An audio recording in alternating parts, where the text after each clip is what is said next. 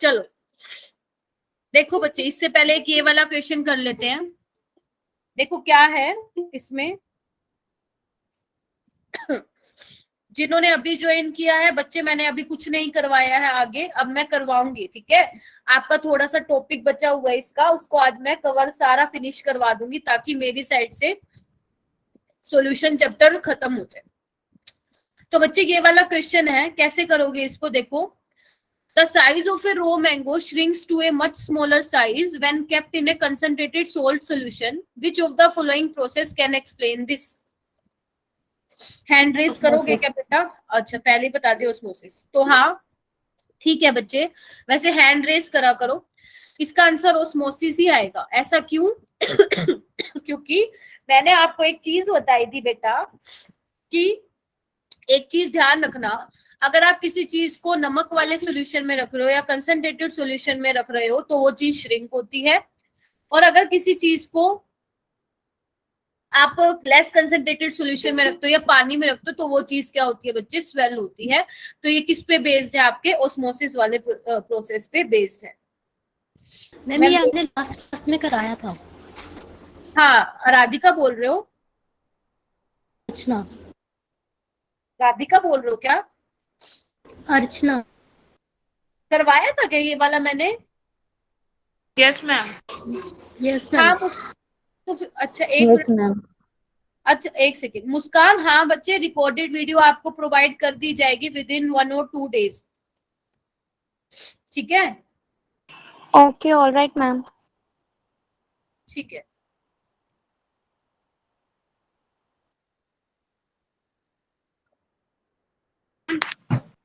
Ma'am आपने पिछला जो क्वेश्चन दिखाया था उसमें आर की वैल्यू क्या लेंगे? 0.082 या फिर 8.314? एटमोसफेयर में बच्चे 0.082 लेंगे। अच्छा ये बताओ, मैंने ये सारे करवा दिए थे तुम्हें? तो मैम एक ही करवाया था। अच्छा चलो ठीक है बच्चे, ये वाला क्वेश्चन कीजिए। क्या बोल रखा है? A solution is prepared by dissolving 0.6 gram of urea and 1.8 gram of glucose in 100 ml of water at 27 degrees Celsius. The osmotic pressure of the solution is, मतलब आपको बेसिकली क्या बताना है बच्चे? ऑस्मोटिक प्रेशर बताना है सॉल्यूशन का। तो कैसे करोगे इस पे? या तो आप ऐसे कर लो, pi 1 is equal to pi 1 plus pi 2 करके कर लो, कि पहले पाई 1 निकाल लो और पाई 2 करके दोनों को ऐड करके निकाल लो।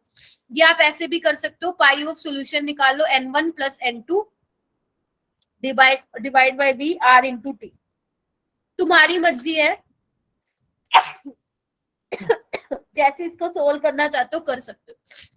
ये वाला फॉर्मूला मैंने क्यों लिखा है? क्योंकि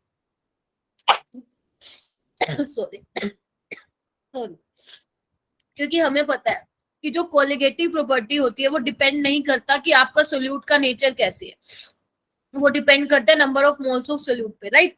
तो आप क्या कर सकते हो, n1 प्लस n2 लिख सकते हो, या किसी को ऐसा करना है वो ऐसे भी कर सकता है, अदरवाइज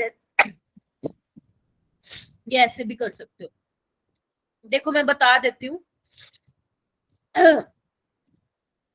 देखो n1 plus n2 divide by v into r into T.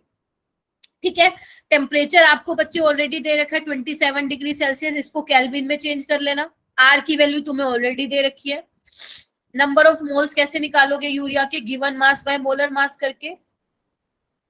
ऐसे n2 निकाल लो ग्लूकोज के 1.8 बाय 180 करके। वॉल्यूम आपको ऑलरेडी दे रखा है 100 मिलीलीटर है। मैंने कहा था कि ऑस्मोटिक प्रेशर आपका एटमॉस्फेयर में होगा, वॉल्यूम लीटर में होगा। आर की वैल्यू ऑलरेडी दे रखी है, अगर नहीं दे रखी तो भी आपको ये वाली लेनी है। और टेम्परेचर जो है केल्विन है, टेम्परेचर जो है केल्विन में रखना है। आपको कुछ नहीं करना बच्चे, जस्ट वैल्यू पुट करनी है और आंसर निकालना है, और आपका आंसर आ जाएगा अप्रोक्सीमेट 4.92 के समथिंग। कर लोगे या सॉल्व करके दिखाऊं? हम कर लेंगे सारे कर लोगे? चलो अच्छी बात है। फिर भी किसी को डाउट? हाँ बेटा, हम वॉल्यूम 100 ml लेंगे। वॉल्यूम बच्चे 100 ml है, उसको लीटर में चेंज करना, क्योंकि 1 मिलीलीटर किसके इक्वल होता है? 10⁻³ लीटर के इक्वल होता है। ठीक है मैम। ठीक है, चलो आगे चले। ये वाला क्वेश्चन देखो, आपको क्या दे रखा है 5.25% solution of a substance is isotonic with 1.5% solution of urea in the same solvent if density of the both solution are assumed to be equal to 1 gram per centimeter cube molar mass of the substance will be. आपको क्या दे रखा है बच्चे, तो दोनों solution आपके isotonic है और तुम्हें पता है आइसोटोनिक के केस में क्या होता है बच्चे, पाई 1 इज इक्वल टू पाई 2 होता है, यही होता है, या आप बोल सकते हो C1 is equal to C2. ठीक है, अब क्या होगा, कोई मुझे बताएगा क्या कि 5.2 राधिका को छोड़ के 5.25% सोल्यूशन का मतलब क्या होगा?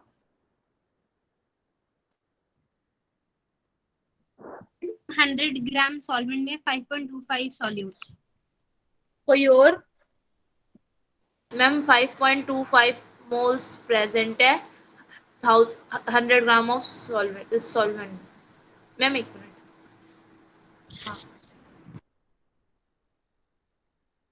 5.25 ग्राम ऑफ सोल्यूट प्रेजेंट है 100 ml में, क्योंकि आप इसमें मोलैरिटी कर रहे हैं ना बच्चे. क्या होता है ऑस्मोटिक प्रेशर में, क्या लेते हो, मोलैरिटी लेते हो ना, तो मोलैरिटी क्या होता है, number of moles of solute by volume होता है ना, तो इसका मतलब क्या होगा 5.25 ग्राम प्रेजेंट इन 100 ml सोल्यूशन. तो इसका अगर आप फॉर्मूला लगाएंगे बच्चे, यही लगाएंगे, हाँ या ना, बताओ. Yes ma'am. वॉल्यूम क्योंकि दोनों में 100 ml है तो वॉल्यूम से वॉल्यूम कैंसिल हो जाएगा.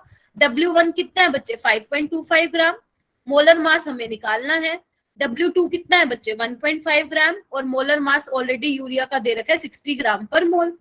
अब आप यहाँ से मोलर मास निकाल लोगे अननोन सब्सटेंस का, वो कितना आ जाएगा 120 ग्राम पर मोल आ जाएगा. निकाल के देख लेना, सही है ना, कर लोगे ना बेटा? मैम 210 आएगा ना? ओ सॉरी, मैंने 120 लिख दिया क्या, आई एम सो सॉरी.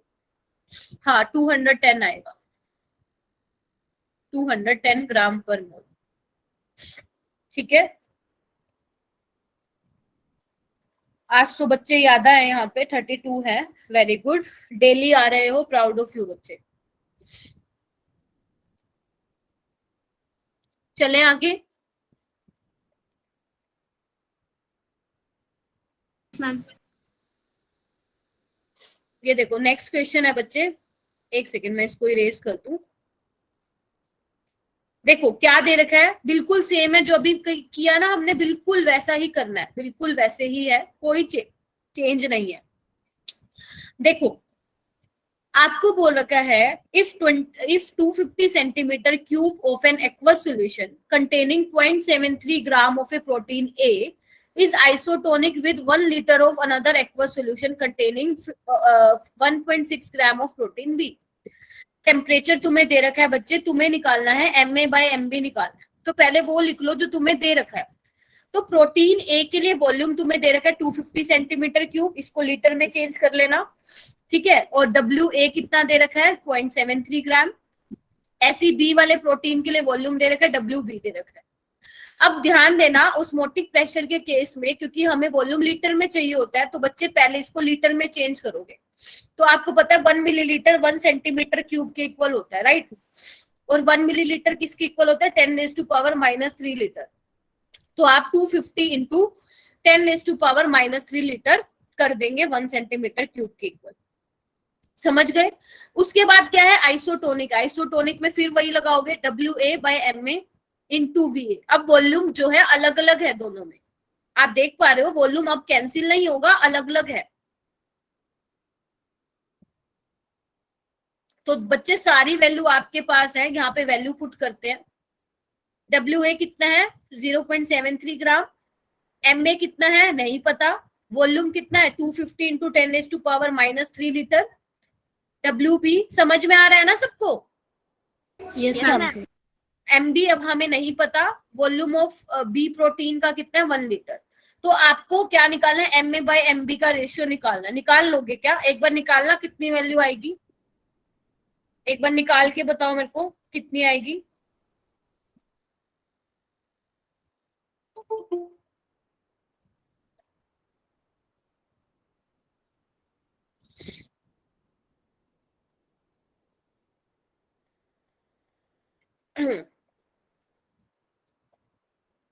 .73 को 0.7 मान लेना बेटा,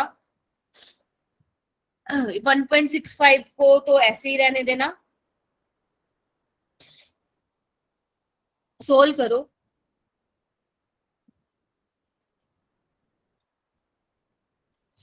(10⁻⁻2) आपको ऑलरेडी दे रखा है बच्चे, यहाँ पे क्या आएगा वो बताना है आपको, नियरेस्ट इंटीजर बताना है।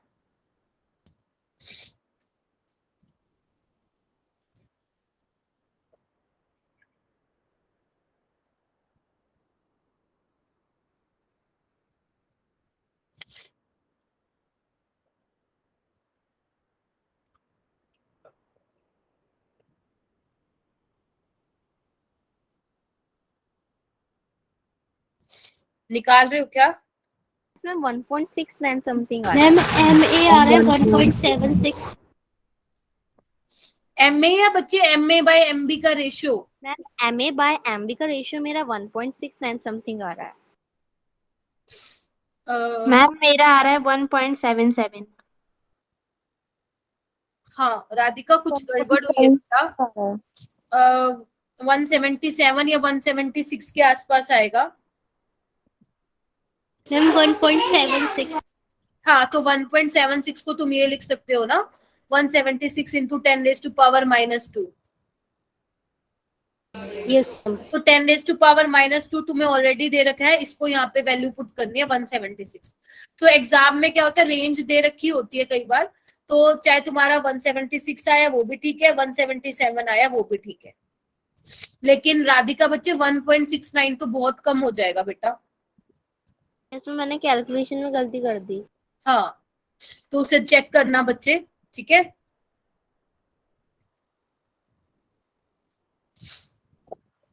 उसके बाद है बच्चे तुम्हारा एबनॉर्मल मोलर मास। तो एक काम करो, पहले तो जो ये लिखा हुआ है उसको अपनी नोटबुक में नोट डाउन करो, फिर मैं इसको समझाती हूँ कि इसका मतलब है क्या।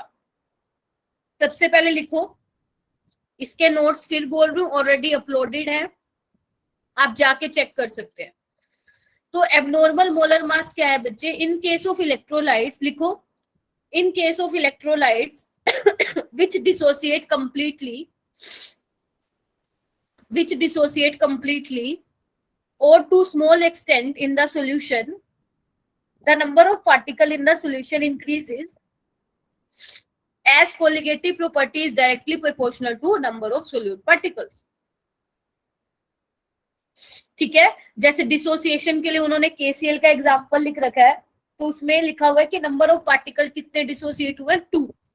तो इन्होंने बोल रखा है कि कोलिगेटिव प्रॉपर्टी भी डबल हो जाएगी। एक बार लिख लो फिर समझाती हूँ।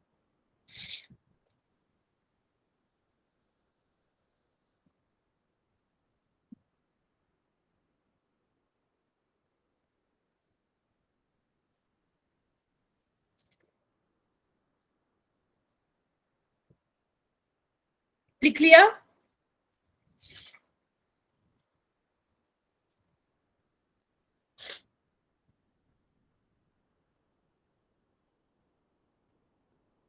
लिख लिया क्या बेटा? यस ठीक है, No, इधर देखो, समझते हैं इसको क्या लिखा हुआ है इसमें। देखो अभी तक हमने बच्चे जितनी भी कोलिगेटिव प्रॉपर्टीज की हैं और उनके जितने भी अभी तक न्यूमेरिकल किए हैं, उसमें हम क्या देख रहे थे, सब में हम देख रहे थे नॉन इलेक्ट्रोलाइट। या तो हम किसी में बच्चे यूरिया देख रहे थे, या देख रहे थे कि सुक्रोज ले रखा है, या दे रखा है ग्लूकोज, यही तीनों चीजें पढ़ रहे थे, या एक इथेनॉल देख रहे थे। इसके अलावा हमने कुछ और नहीं देखा, यही देख रहे थे। तो मतलब इसके इसमें हम क्या करते थे बच्चे, डायरेक्ट फॉर्मूला लगाते थे और हम अपना आंसर निकालते थे। जैसे डेल्टा टीबी क्या होता था, केबी इंटू एम, ऐसे ही डेल्टा टीएफ क्या होता था, केएफ इंटू एम। लेकिन मान लो अब आपके पास नॉन इलेक्ट्रोलाइट की जगह इलेक्ट्रोलाइट आ गया। इलेक्ट्रोलाइट क्या क्या मतलब होता है बच्चे, जो पानी में डालने के बाद वो डिसोसिएट हो जाएगा अपने आयंस में। जैसे आपका NaCl हो गया, वो किसमें डिसोसिएट हो जाएगा, Na+Cl नेगेटिव में।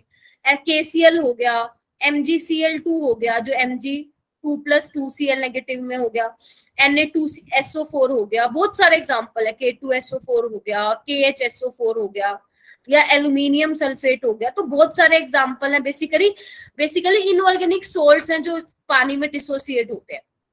राइट तो अगर बच्चे पानी में डिसोसिएट हो रहे हैं तो नंबर ऑफ सोल्यूट पार्टिकल पहले जो हमें लग रहा था 1 है, वो एक्चुअल में कितने हैं? 2 में डिसोसिएट हो रहे हैं।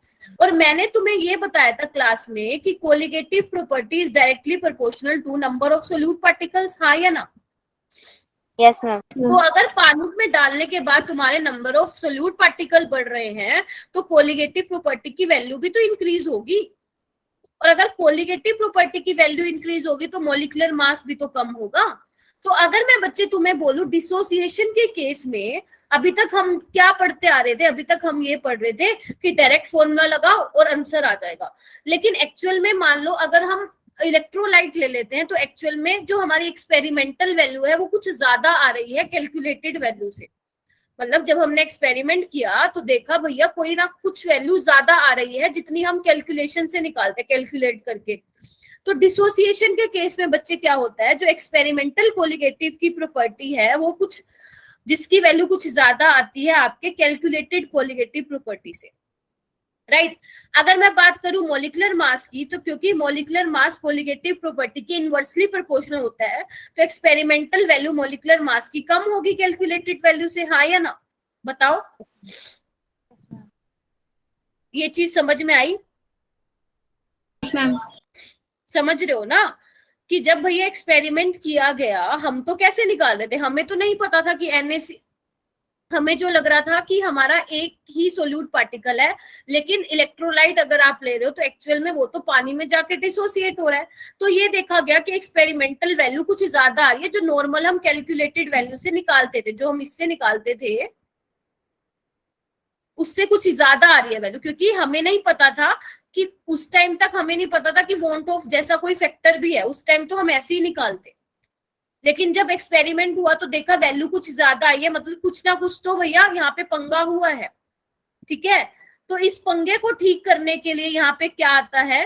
वॉन्ट ऑफ फैक्टर आता है। क्या आता है बच्चे, बताओ? Want Hoff factor. Want Hoff factor आता है, जिसको हम किससे डिनोट करते हैं बच्चे? आयोटा से। तो आपकी जितनी भी कोलिगेटिव प्रॉपर्टीज हैं कौन कौन सी है? एक तो थी RLVP, तो आप इसको क्या करो, आयोटा से मल्टीप्लाई कर दो। जो भी आपने सीखा है, जो भी आपने फॉर्मूला रट्टा मारा है, उसको आयोटा से मल्टीप्लाई कर दो। अगर आप आयोटा से मल्टीप्लाई कर देते हो तो आपकी एक्सपेरिमेंटल वैल्यू और कैलकुलेटेड वैल्यू क्या आ जाएगी? इक्वल आ जाएगी। ऐसी डेल्टा TB में भी क्या करोगे? Iota into KP into M कर दोगे। ऐसी डेल्टा TF में क्या कर दोगे बच्चे? डेल्टा TF में क्या कर दोगे? Iota into KF into M। ये सारा लिखा हुआ मिलेगा, तुम टेंशन ना लो। ऐसी ऑस्मोटिक प्रेशर क्या हो जाएगा? Iota into C into RT। तो ध्यान रखना, जब भी आपके पास क्वेश्चन आता है तो पहले आप ये चेक करेंगे कि वहां पे इलेक्ट्रोलाइट दे रखा है या नॉन इलेक्ट्रोलाइट दे रखा है। अगर इलेक्ट्रोलाइट दे रखा है तो जाते ही पहले वहां पे आयोटा से मल्टीप्लाई करोगे। आयोटा क्या है बच्चे? यहाँ पे वॉन्ट ऑफ फैक्टर है। क्या है? वॉन्ट ऑफ फैक्टर है। और इसकी वैल्यू क्या होती है? लिख सकते हो यहाँ पे, वैसे मैंने लिखा भी हुआ है, observed colligative property divide by calculated colligative property.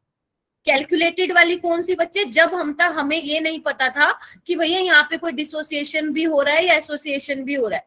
तो कैलकुलेटेड वाली कब है? जब कोई डिसोसिएशन और एसोसिएशन नहीं हो रहा है, जब कोई डिसोसिएशन और एसोसिएशन नहीं हो रहा है।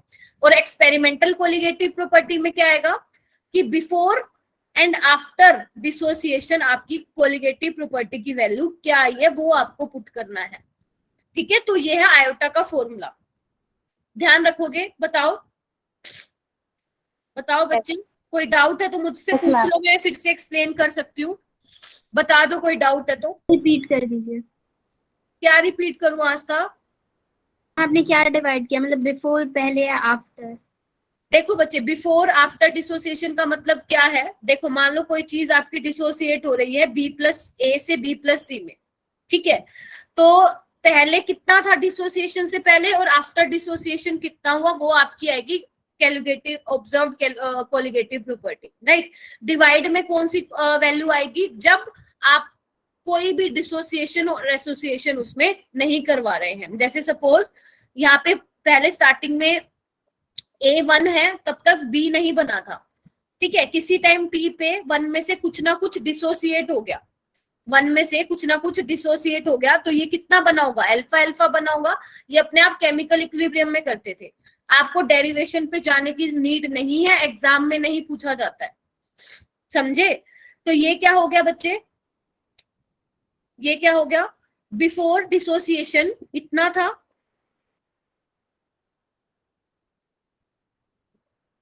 ये क्या है 1 माइनस अल्फा क्या है बच्चे, जितना आपका अमाउंट रह गया,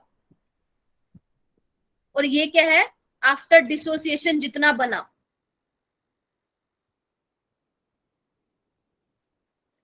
तो आयोटा क्या होगा 1 minus alpha plus alpha plus alpha divide by starting में कितना 1 लोगे, क्योंकि स्टार्टिंग में ये देखो यहाँ पे इस टाइम पे कोई डिसोसिएशन एसोसिएशन की बात ही नहीं थी, समझे। तो अल्फा से अल्फा कैंसिल, तो 1 प्लस अल्फा आ जाएगा।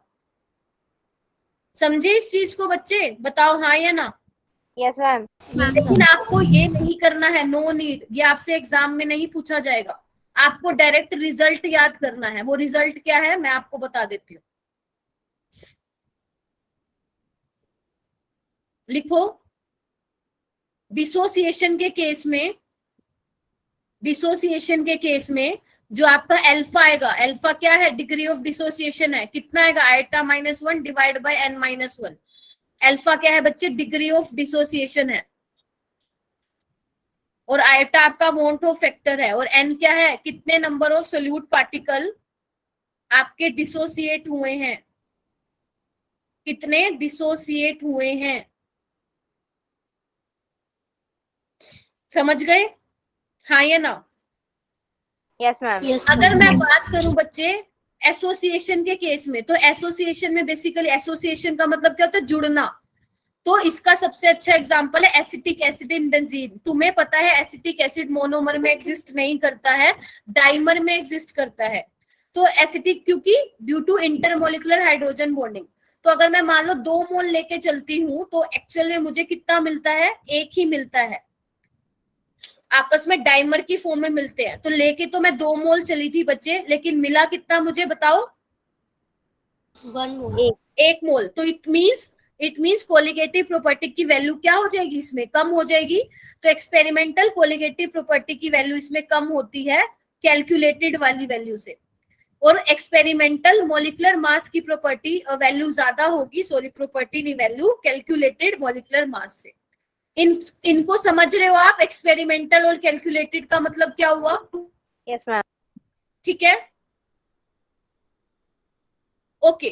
तो बच्चे इसमें क्या होगा, एसोसिएशन के केस में आपको ध्यान रखना है, एसोसिएशन के केस में जो आपका अल्फा आएगा वो क्या आएगा, iota -1 divide by 1 bye n-1। यहाँ पे ये वाला n क्या है बच्चे, कि नंबर ऑफ सोल्यूट पार्टिकल कितने एसोसिएट हुए, एसोसिएटेड टू फॉर्म 1 मॉलिक्यूल। तो अगर मान लो आपका एसिटिक एसिड डाइमर बना रहा है तो कितने मॉलिक्यूल आपस में जुड़े हैं, 2। तो n की वैल्यू क्या हो जाएगी एसिटिक एसिड के केस में, 2।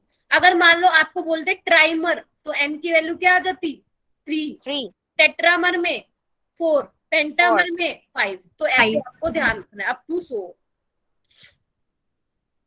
ठीक है, समझ में आया इतना, कोई डाउट है यहाँ तक तो बताओ। कोई ऐसा स्टूडेंट है जिसने अभी ज्वाइन किया, जस्ट अभी,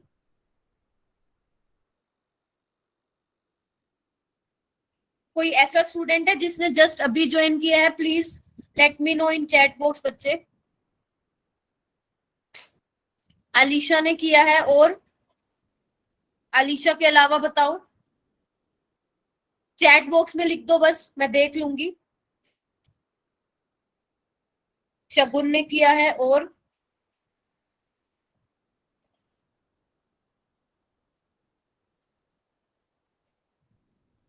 बस 2 ही बच्चों ने किया है, बाकी सारे बहुत पहले से ज्वाइन किए हुए हैं क्या। Yes ma'am. Yes ma'am. ठीक है, तो इतना समझ में आया हाँ या ना। Yes ma'am. फॉर्मूले को ध्यान से कर लेना, अगर फॉर्मूले का मतलब नहीं पता होगा तो बच्चे क्वेश्चन नहीं अटेम्प्ट कर पाओगे। उसके बाद बच्चे एक इंपॉर्टेंट पॉइंट है, मान लो आपको दे रखा है कि आपका इलेक्ट्रोलाइट 100% डिसोसिएट हो गया, तो 100% डिसोसिएशन का मतलब क्या हुआ, बताओ अल्फा की वैल्यू 1 होगी या नहीं होगी? Yes ma'am. तो मतलब iota -1 is equal to n -1, तो आयोटा क्या हो जाएगा? n के इक्वल हो जाएगा। लेकिन अगर उसने बोला कि भैया 100% एसोसिएशन हुआ है, तो उस केस में क्या होगा कि जो आपकी अल्फा की सॉरी जो आपकी आयोटा की वैल्यू होगी वो किसके बराबर आ जाएगी? 1/n के इक्वल। तो इनको भी ध्यान रखना है रिजल्ट को, समझे? Yes ma'am.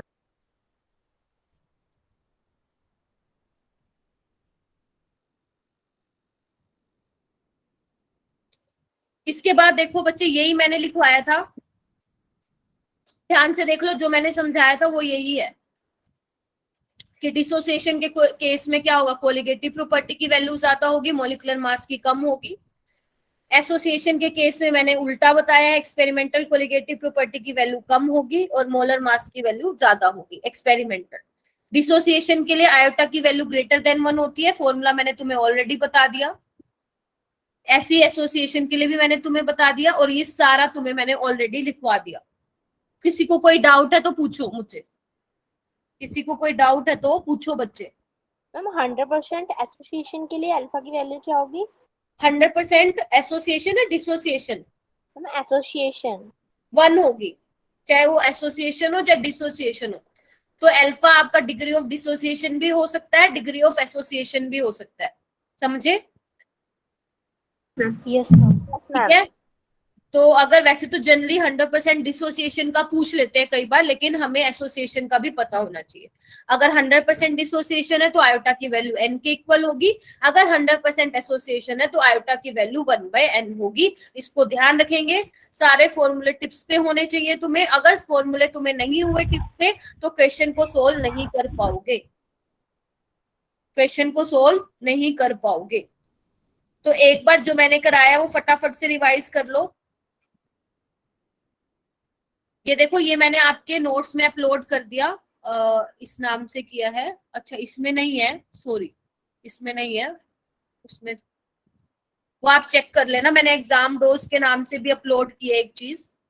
एग्जाम डोज बच्चे एक तरह से आपके शॉर्ट टाइप नोट्स है। मान लो आप कोई टेस्ट दे रहे हो और टेस्ट से पहले आपको एक फास्ट रिवीजन करनी है, तो उसके लिए वो हेल्पफुल है। फटाफट से वो निकालो, फटाफट से देखो ये फॉर्मूले हैं और खत्म करो। इस चैप्टर के PYQs कैसे मिलेंगे? किसके बच्चे? इस चैप्टर सॉल्यूशन के। आपने कोई बुक नहीं ले रखी क्या बेटा? मैम एक काम करो, वैसे तो आपको गूगल से भी मिल जाएंगे, ठीक है? PDF डाउनलोड कर लो अरिहंत की, जेई मेंस की या दिशा की, वहां से मिल जाएंगे। अदरवाइज आप परचेज भी कर सकते हो। तो आप MTG की ले सकते हो बच्चे, जो भी आपका मन करे। अरिहंत की ले लो या MTG की ले लो। MTG में एरर कम है, मिस्टेक्स कम है, तो आप वो रेफर कर सकते हैं MTG। मैम आपने ऐप कौन सा बताया? ऐप नहीं बताया बच्चे, मैं बोल रही हूँ PDF डाउनलोड कर सकते हो। मैम कहाँ से? गूगल पे लिख दो बच्चे, JEE Main previous year question paper या NEET previous year question paper, तुम्हें मिल जाएंगे न्यूज, ठीक है? मैम चलो बच्चे अब क्वेश्चन की प्रैक्टिस करते हैं। आ जाओ इस क्वेश्चन पे। ये आपका एनसीईआरटी का क्वेश्चन है, देखती हूँ मैं कर पाते हो या नहीं कर पाते हो सोल्व। इसमें बच्चे KF की वैल्यू लिख लेना, नहीं दे रखी है आपको, 1.86 डिग्री सेल्सियस kg पर मोल, और जो मोलर मास है वो दे रखा है 78 ग्राम पर मोल फ्लोरो एसिटिक एसिड का। अब क्वेश्चन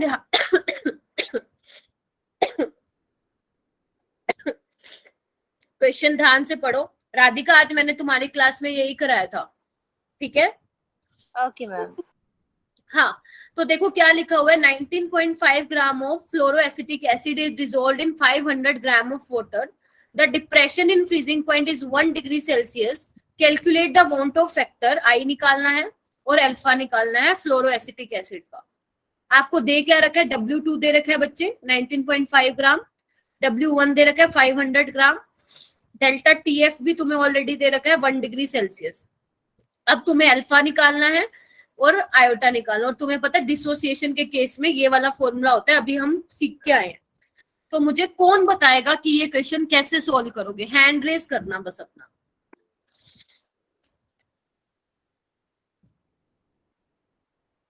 राधिका के अलावा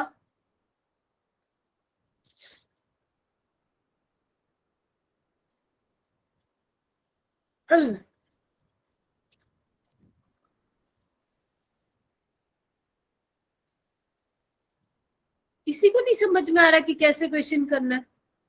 अप्रोच तो करो बच्चे क्वेश्चन को।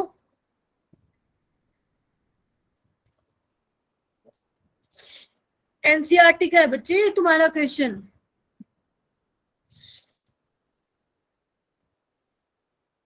हाँ राधिका तुम बताओ। मैम इसमें ना आपने पहले फॉर्मूला बताया था जो डिप्रेशन इन फ्रीजिंग पॉइंट वाले का, delta T F is equals to K into W2 upon M2 into W1, और अगर लीटर में दे रखा मिलीलीटर में दे रखा 1000 से मल्टीप्लाई हो जाएगी। तो मैम इस वाले फॉर्मूले में ना सारी वैल्यू पुट कर दी मैंने।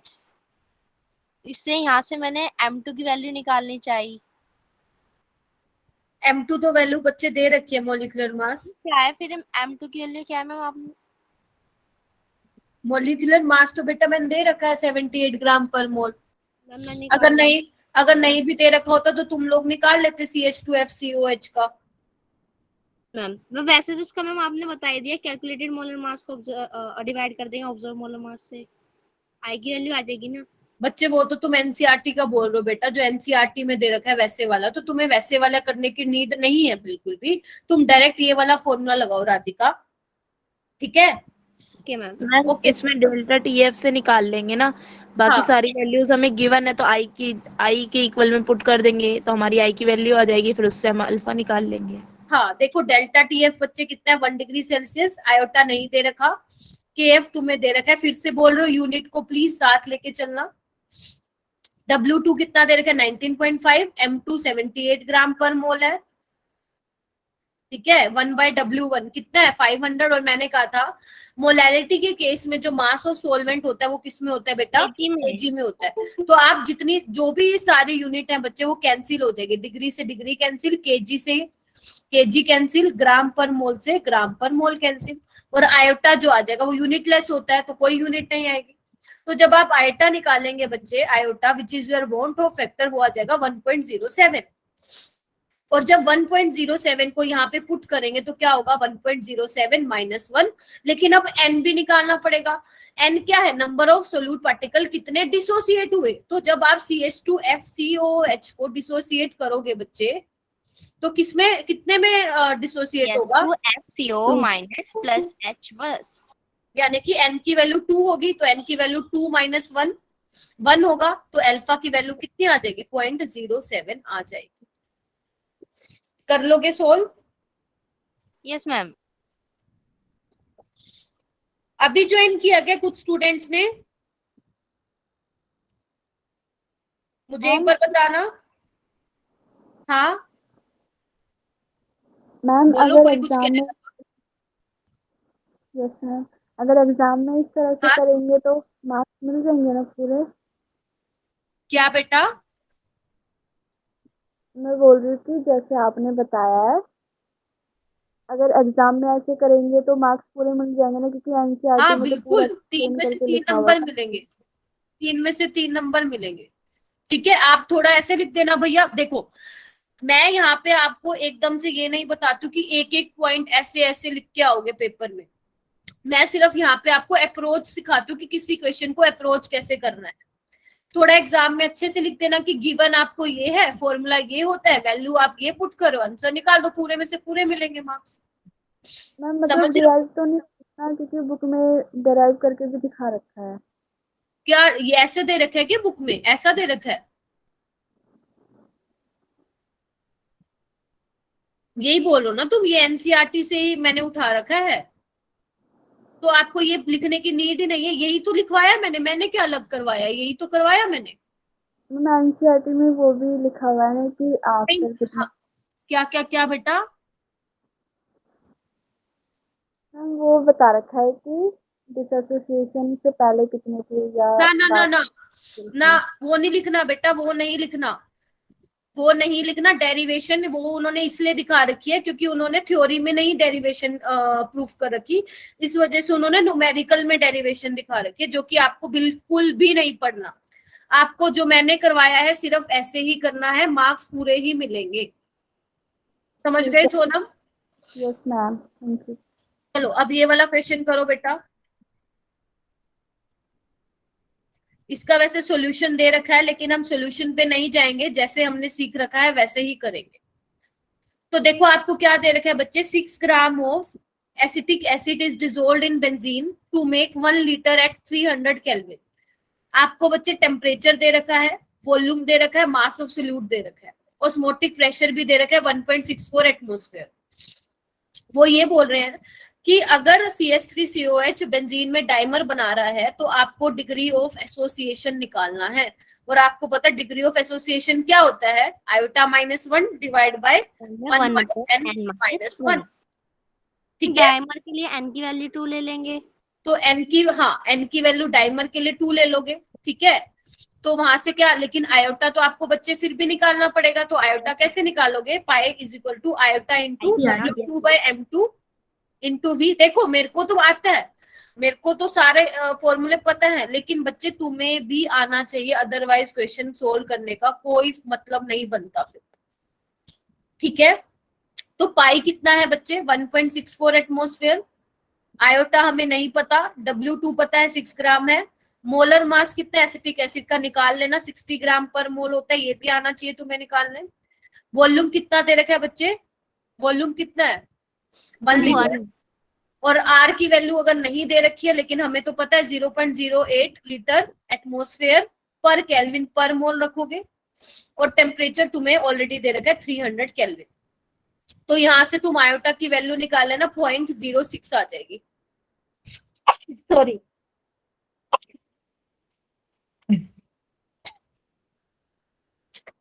0.6 आ जाएगी। ठीक है,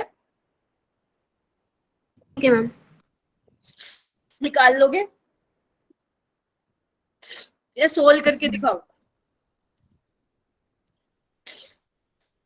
बताओ सोल्व करके दिखाना है तो मैं क्वेश्चन सोल्व कर देती हूँ। No no no, ma'am solve कर दीजिए। क्या कह रहे हो, मैम बता दीजिए। कौन बोल रहा है, अर्चना? यस। ये देखो बेटा,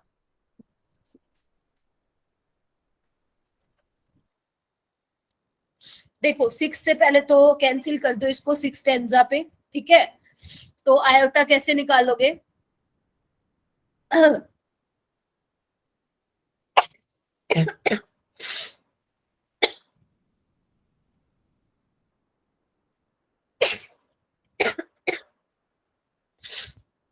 आई एम सो सॉरी, आज मेरा ना थोड़ा बुरा हाल हो रखा है।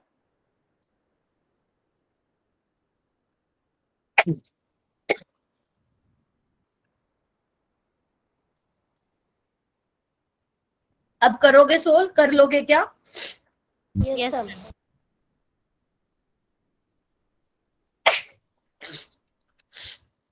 इसको क्या करो, डेसिमल को हटा दो, ऊपर ले जाओ 2 जीरो, कैंसिल कर दो, कितना आ जाएगा 1.64 into 10 divide by 24।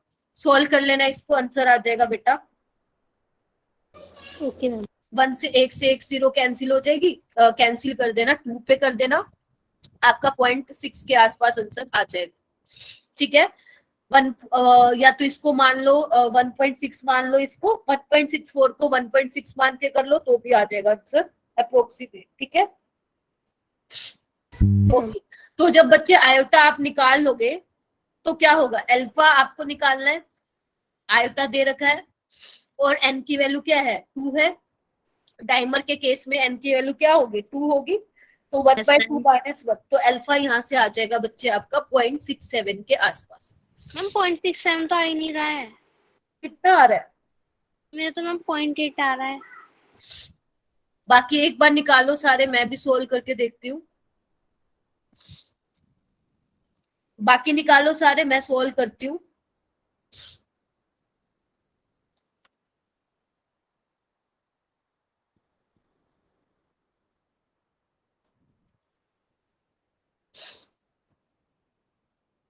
Yes ma'am 0.8 आ रहा है। एक सेकंड मैं करती हूँ सोल्व।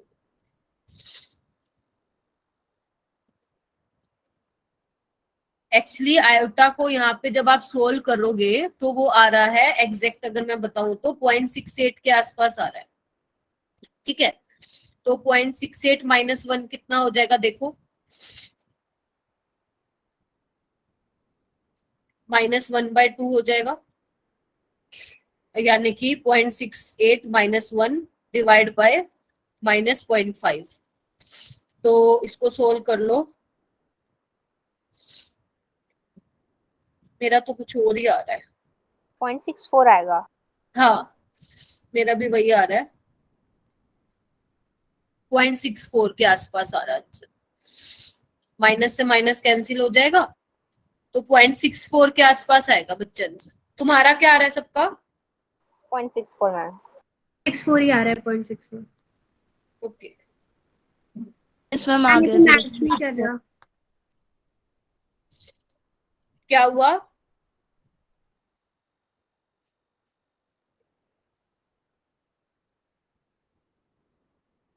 क्या कह रहे हो?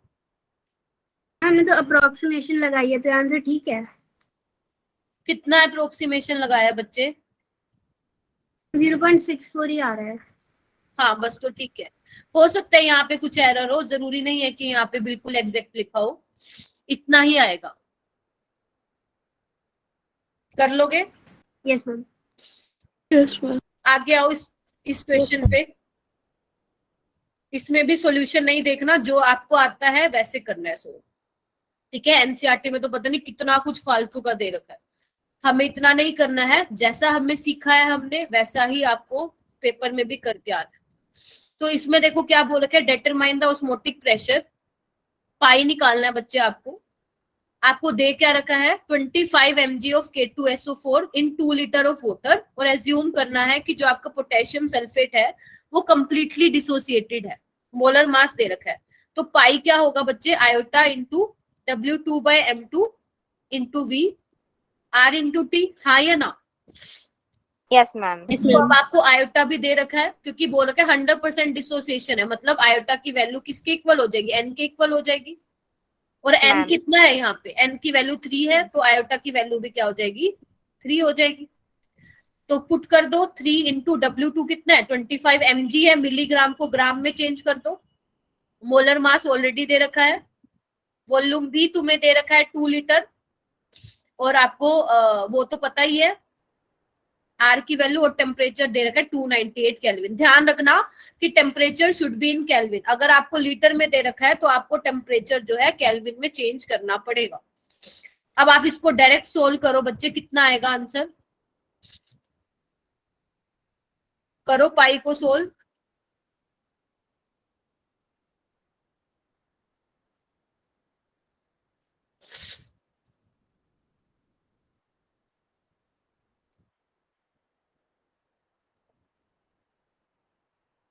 कर रहे हो? Yes ma'am. Yes ma'am. 3 पे कैंसिल कर दो 174 को। ठीक है, 298 को 300 मान सकते हो आप।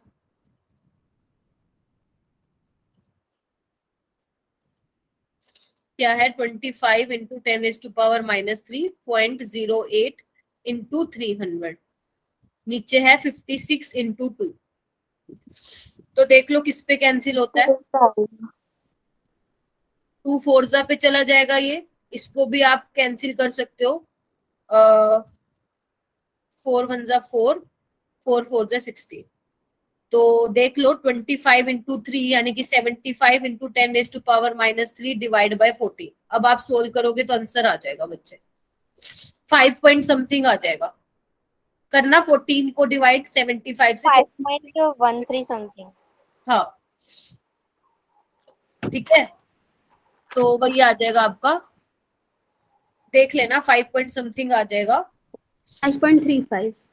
हाँ कोई बात नहीं, अप्रोक्सीमेट आया है ना, क्योंकि मैंने एग्जैक्ट नहीं निकाला है। कितना है, 75/14 ना, हाँ 5.3 समथिंग आ रहा है। कोई बात नहीं है, 5.21 को लिख लो, 5.3 कोई दिक्कत नहीं है। इतने के लिए मार्क्स नहीं कटेगा पेपर में।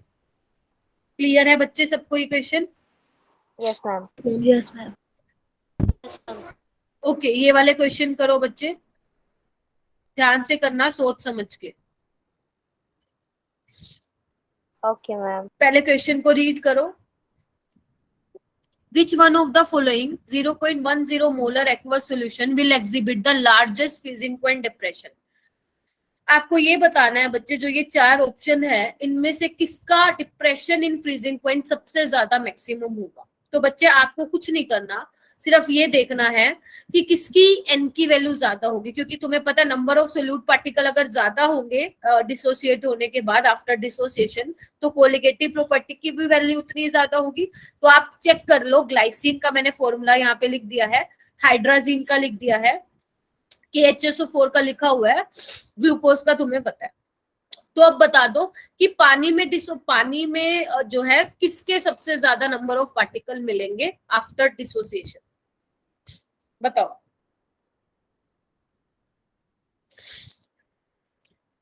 सोच के करना।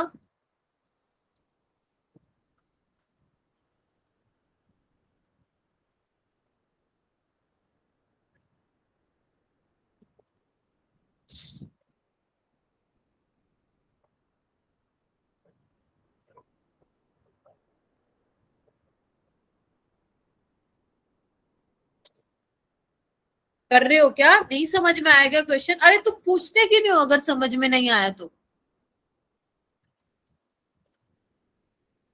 कर रहे हैं अभी। इसमें करना कुछ जैसा था ही नहीं बच्चे। ग्लाइसिन। मैं क्वेश्चन बता रहा हूँ। ग्लाइसिन, बच्चे ध्यान रखना, ग्लाइसिन, हाइड्राजीन और ग्लूकोज पानी में डालने के बाद डिसोसिएट नहीं होता है।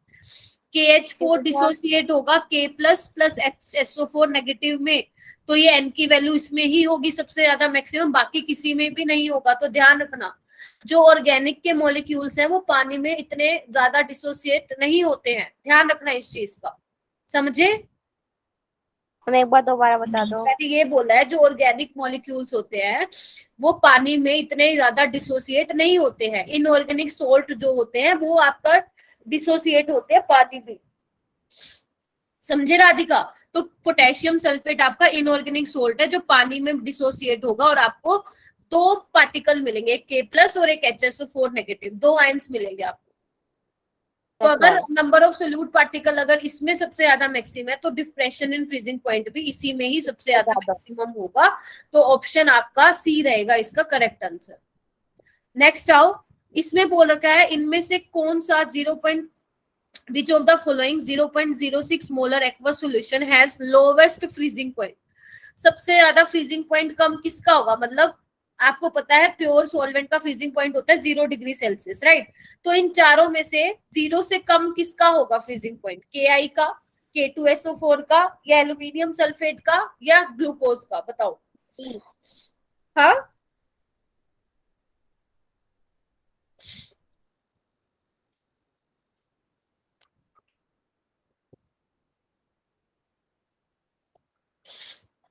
बताओ।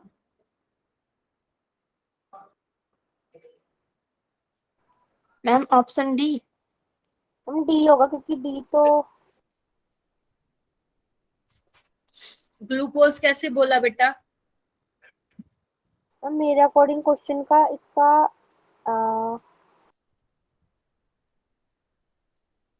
जो ये बच्चे डी बोल रहे हैं इसका आंसर रीजन तो बता दो मेरे को।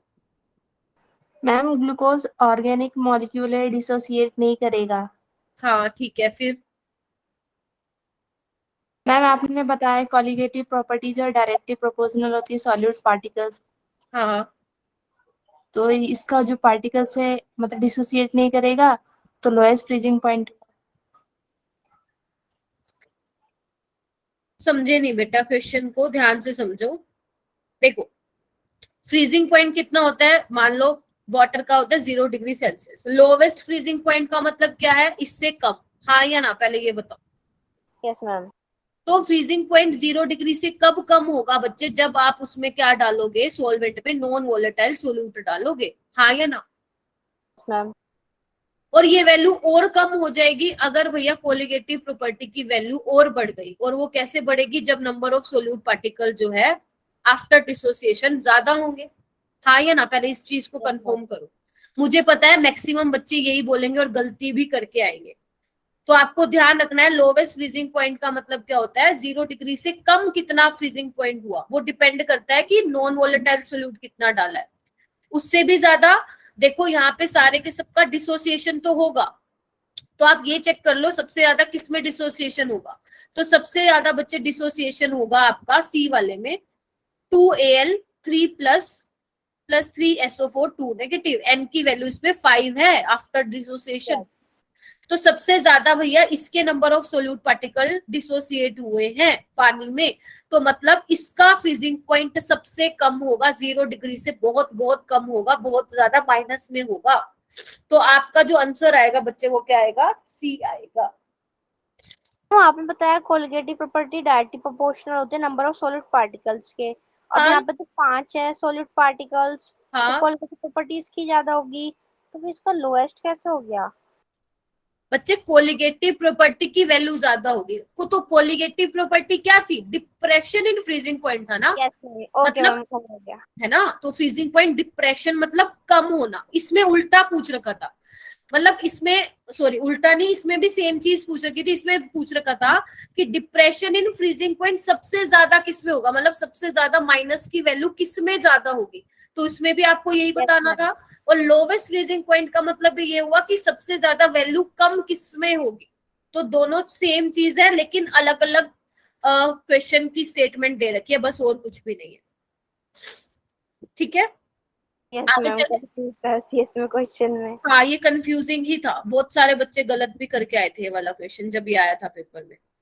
तो determination of the molar mass of acetic acid in benzene using freezing point depression is affected by, इसका तो बता दो, ये तो इजी है।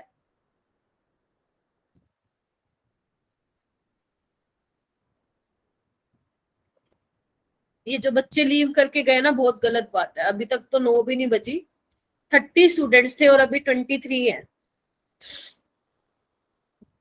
मुझे बताओ अगर आपको मोलर मास निकालना है एसिटिक एसिड का freezing depression in freezing point से, तो उस क्या इफेक्ट पड़ेगा उस पर? डिसोसिएशन का, एसोसिएशन का, या पार्शियल आयनाइजेशन का, या कंप्लीट फॉर्मेशन का? मैम ए का। Ma'am option B. Option B रहेगा, क्योंकि आपको पता है एसिटिक एसिड बेंजीन में क्या बनाता है? टाइमर बनाता है। मैम टाइमर बनाता है, सॉरी मैम, बी होगा। टाइमर बनाता है। ध्यान से पढ़ो बच्चे क्वेश्चन को, नहीं तो गलत करवा के आ जाओगे, नेगेटिव में चला जाएगा फिर आता हुआ भी। ओके, ये वाला क्वेश्चन करो।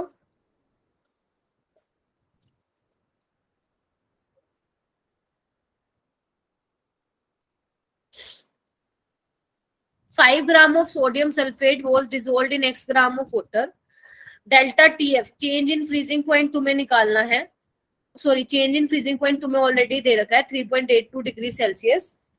तुम्हें क्या कर रखा है? If sodium sulphate is 81.5% ionised, यानी कि बच्चे तुम्हें अल्फा की वैल्यू दे रखी है 81.5%। इसको चेंज कर लो क्योंकि अल्फा की वैल्यू हमेशा लेस देन 1 होती है। आपको एक्स की वैल्यू बतानी है, तो कर लोगे क्या? ये KF की वैल्यू भी तुम्हें दे रखी है। कौन सा फॉर्मूला लगाओगे? फ्रीजिंग पॉइंट वाला। नहीं नहीं, बच्चे बाकी लोग भी बता दो।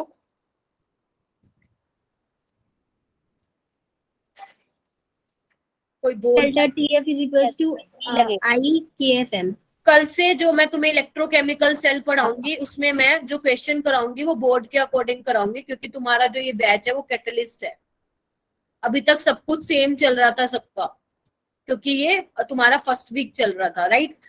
कल से जो मैं नया चैप्टर स्टार्ट कराऊंगी इलेक्ट्रोकेमिकल सेल, कंटेंट तो मैं सेम ही पढ़ाऊंगी जो सारे बैच में करा रही हूँ, लेकिन तुम्हारा क्योंकि कैटलिस्ट बैच है तो हमारा मेन जो फोकस रहेगा वो तुम्हारे बोर्ड के एग्जाम्स पे रहेगा। तो उसमें जो भी क्वेश्चंस होंगे कल वो सारे क्या होंगे? आपके बोर्ड के लेवल के होंगे। समझ गए सारे? अगर ये सबको डिफिकल्ट, अगर कुछ बच्चों को डिफिकल्ट लग रहा है तो टेंशन लेने वाली बात नहीं है। ये प्रीवियस ईयर के क्वेश्चन है उसके जेई मेन के, ठीक है, तो अभी तो मैं करवा रही हूँ, लेकिन जब भी मैं आपकी जो भी क्लास लूंगी उसमें मैं जो क्वेश्चन की प्रैक्टिस करवाऊंगी वो बोर्ड्स के लेवल की करवाऊंगी, ताकि तुम्हें थोड़ा सा कॉन्फिडेंस भी आए करने में। वैसे ये भी मुश्किल नहीं है, ये भी मैंने चीजें बता रखी है। हम इस वीक तो टेस्ट हुआ ही नहीं। हाँ होएगा इस वीक टेस्ट, टेंशन क्यों ले रहे हो। मैम ने बताया था कि टेस्ट होगा उसके बाद ग्रुप चेंज हो जाएंगे। हाँ वो टेस्ट में फिर अगर आप अच्छा परफॉर्म करोगे बच्चे तो हो जाएगा चेंज, ठीक है। तो फॉर्मूला लगाओ डेल्टा टीएफ का बच्चे, डेल्टा टीएफ आयोटा इंटू के एफ, मोलालिटी क्या है W2/M2 1/W1, ये आपको दे रखा है, पुट करो 3.82 डिग्री सेल्सियस, के एफ की वैल्यू दे रखी है, W2 कितना दे रखा है 5 ग्राम, मोलर मास निकाल लेना कितना आ जाएगा 142 ग्राम पर मोल आ जाएगा सोडियम सल्फेट का, और W1 आपको निकालना ही है। आयोटा कैसे निकालोगे बच्चे, आयोटा कैसे निकालोगे, अल्फा की वैल्यू पता है, और यहाँ पर जो Na2SO4 का डिसोसिएशन होगा कितने में होगा 2Na + 4SO4 3 आएगी एन की वैल्यू। एन की वैल्यू वेरी गुड 3 आएगी, यानी कि 3 - 1 2। आयोटा हमें निकालना है, अल्फा कितना दे रखा है 0.815, आयोटा निकाल लेना और उसको यहाँ पे पुट कर देना और एक्स की वैल्यू आ जाएगी। जब एक्स की वैल्यू निकालोगे बच्चे तो कितना आएगा 45 ग्राम आएगा, कर लोगे। Yes ma'am. क्लियर है ना बेटा। Yes ma'am. उसके बाद ये क्वेश्चन करो, बहुत ज्यादा इजी है, करो। वैसे इसका आंसर तुम लोगों ने देख लिया होगा, चलो करो। क्या बोल रखा है कि एक्वस सॉल्यूशन है बच्चे MX2 का, ठीक है, उसका वोंटो फैक्टर दे रखा है तुम्हें आयोटा 2, आपको अल्फा बताना है, जल्दी से बता दो, ये तो फटाक से आना चाहिए इसका आंसर, जल्दी से निकालो। फॉर्मूला लगाओ, डिसोसिएशन के केस में क्या होता है अल्फा का फॉर्मूला लगाओ।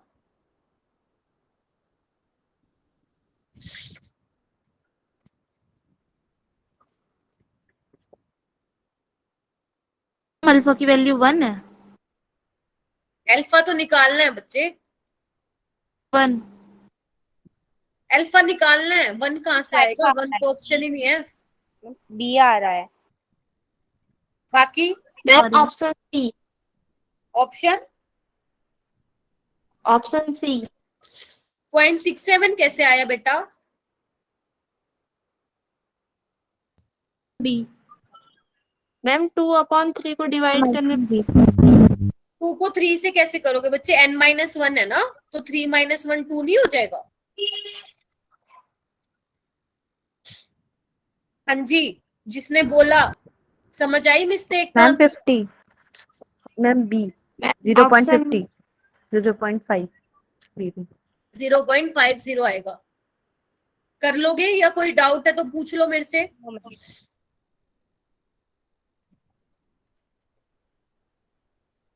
ये वाला क्वेश्चन करो,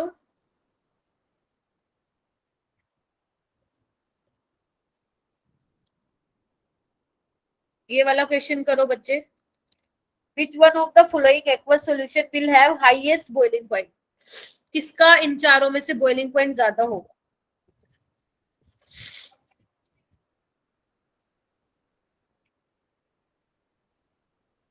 बताओ।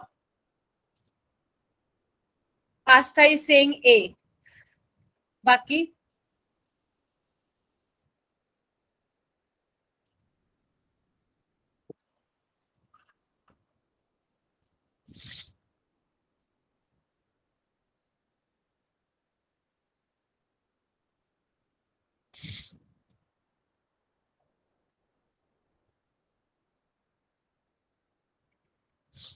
अरे हाईएस्ट बॉइलिंग पॉइंट है ना बच्चे, चेक कर लो, नंबर ऑफ सोल्यूट पार्टिकल किसमें ज्यादा होंगे, चेक कर लो।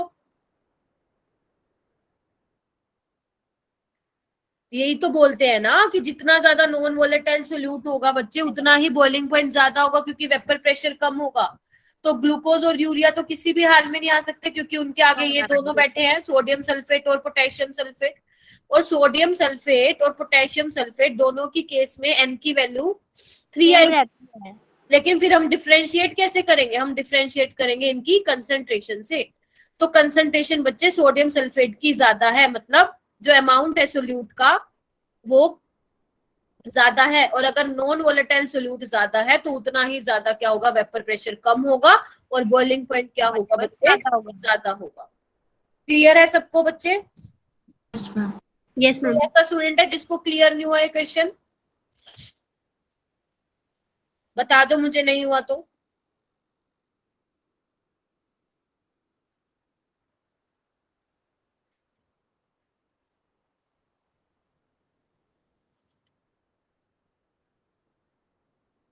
ये वाला क्वेश्चन देखो, बहुत अच्छा क्वेश्चन है। Of the following 4 aqueous solution, total number of दो सॉल्यूशन। आपको जो ये बच्चे 4 सॉल्यूशन दे रखे हैं ना, आपको ये बताना है इन चारों में से, चारों भी हो सकते हैं, कोई 2 भी हो सकते हैं, कोई 3 भी हो सकते हैं, कोई 1 भी हो सकता है, जिनका फ्रीजिंग पॉइंट इससे C2H5OH से कम आएगा। तो यहाँ पे एक फिलिंग द ब्लैंक्स बना हुआ था जहां पे आपको न्यूमेरिकल वैल्यू लिखनी थी कि कितने ऐसे सोल्यूशन होंगे, 1 होगा, 2 होगा, 3 होगा, या चारों के चारों होंगे। तो बताओ मुझे कि इन चारों में से किसका फ्रीजिंग पॉइंट C2H5OH से कम होगा। समझे क्या क्वेश्चन को? समझ आया? पहले ये बताओ। Yes ma'am. Yes ma'am. C2H5 organic solvent है जो कि डिसोसिएट नहीं होगा। आयोटा की वैल्यू जो है इसके केस में 1 होगी। अब बाकी में चेक कर लो आयोटा की वैल्यू कितनी कितनी होगी। इसमें कितनी होगी? फर्स्ट वाले में बेरियम वाले में 5 होगी, वेरी गुड। सेकंड में 3, इसमें 2 और इसमें 4। 4। तो यानी कि सब में अगर मैं ये मान के चलूं कि 100% डिसोसिएशन है तो सब में आयोटा की वैल्यू वही हो जाएगी जो एन की वैल्यू है, और सबके केसेस में जो आयोटा की वैल्यू है वो C2H5OH से ज्यादा है, हाँ या ना? Yes ma'am. अगर आयोटा की वैल्यू ज्यादा है तो मतलब उनका फ्रीजिंग पॉइंट 0 से कम होगा। Yes ma'am. तो आंसर क्या लिखूं यहाँ पे? तो ऑल 4 हो जानी चाहिए। 4 आ जाएगा आंसर। Yes ma'am. समझ में आया? बताओ, जिसको नहीं आया एक बार फिर पूछ सकते हो मुझसे।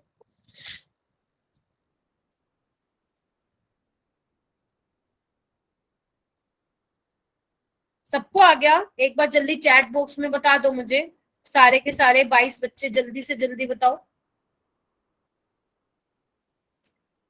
इसके बाद बच्चे ये आपके कुछ नीट के प्रीवियस ईयर क्वेश्चंस हैं, तो ये आप घर पे प्रैक्टिस कर लेना। यहाँ पे मैंने सबके आंसर दे रखे हैं।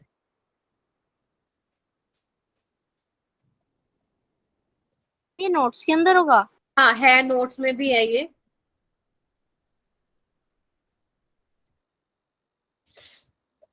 ठीक है, ओके मैम। हाँ ये आपको सारे मिल जाएंगे नोट्स में। मैंने इसके आंसर की ऑलरेडी तुम्हें दे रखी है। ठीक है, बिल्कुल इजी क्वेश्चन है, और जो नहीं सोल्व होगा वो मुझसे क्लास में पूछ लेना। ठीक है, और जो हम अब अपकमिंग जो भी आपकी क्लास आएगी बच्चे, उसमें मैं स्टार्ट करूंगी इलेक्ट्रोकेमिस्ट्री, और जो हमारा फर्स्ट टॉपिक होगा वो होगा इलेक्ट्रोकेमिकल सेल। क्लियर है सबको? Yes ma'am. किसी को कोई डाउट है तो पूछ सकता है बच्चे मेरे से, किसी को कोई भी डाउट हो कैसा भी।